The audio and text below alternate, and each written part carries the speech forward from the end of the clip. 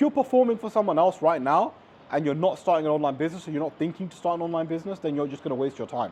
You need to say to yourself, okay, cool, this is my current situation. Don't just quit your job like I did, right? I took a big risk, but I'm not telling you guys to take a big risk.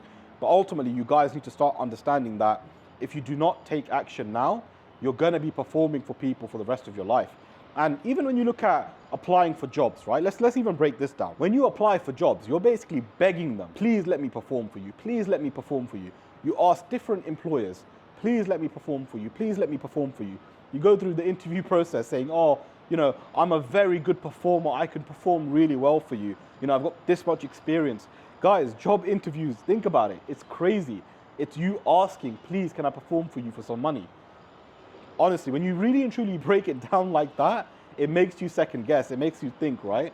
What am I doing? What are you actually doing with your life? So this is why I say, don't look to perform for someone else. It should piss you off, but don't quit your job either, right? Because you need some money coming in. Start an online business, right? Start the One Skill Consulting business model.